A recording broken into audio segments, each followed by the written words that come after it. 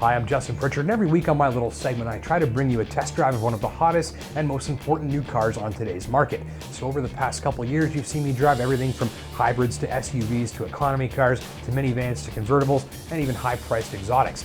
But today we're going to do something a little bit different, and the car we're looking at isn't new, it isn't particularly high-tech, and it's not even important because they stopped making it years ago.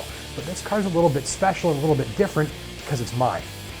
So this is it. It's a 93 Toyota MR2 GTS, and it's from Japan, which is why the steering wheel's on that side. Now, I bought this about 4 years ago after I got rid of my Nissan 240 SX. That was about the best car I've ever owned, but I wanted something I had a poster on my wall of when I was a kid. Now, the options were a Mazda RX-7, which I couldn't afford, and a Dodge Stealth RT twin turbo, which apparently are quite nice, but the engines like to explode. So to me, this thing was the best choice.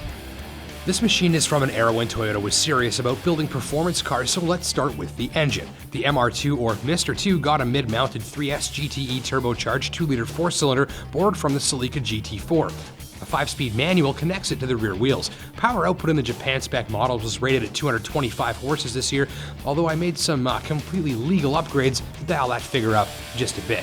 After many nights in my friend Matthew's garage with pizza, beverages, and wrenches in hand, we'd fitted a bunch of upgrades, including an intercooler, intake, upgraded turbocharger system, and custom-made 3-inch exhaust that I helped weld together myself.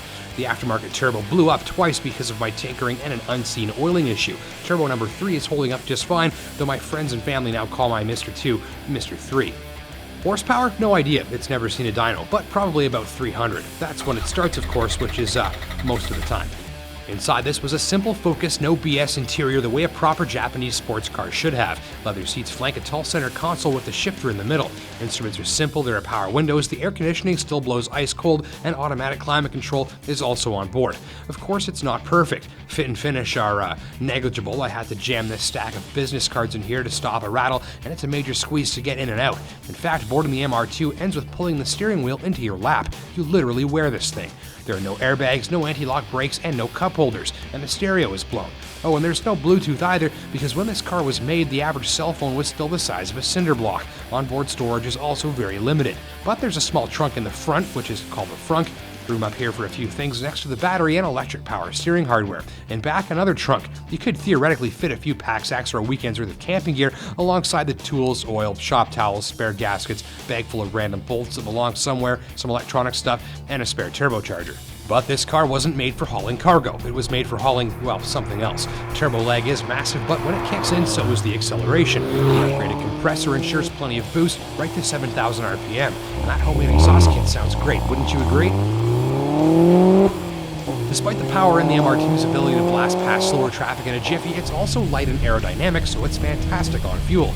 With all of its weight smack in the middle, there's lots of on-throttle rear-end grip and the ability to get off the line fast and accelerate early out of corners. The mid-engine setup means the front is very light too, and with the quick steering it all feels very eager. Balance and feel are completely different than a front-engine car, and on a track, you've got to steer gently to avoid washing the front end out with understeer. But get it right, and this thing moves around like a go-kart, even on the factory 15-inch wheels. In a word, the handling is snaky.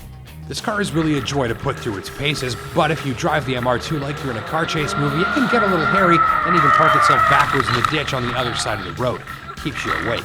But even driven gently, this thing is a pleasure. People give it the thumbs up. The MR2 is rare and uncommon, and that's thanks in no small part to its hopelessly impractical nature. And mine isn't perfect. It's got some squeaks and rattles, but that just adds to the character. It's not new, shiny, and high-tech, but this MR2 remains one of the coolest cars I've ever driven. Thanks for watching.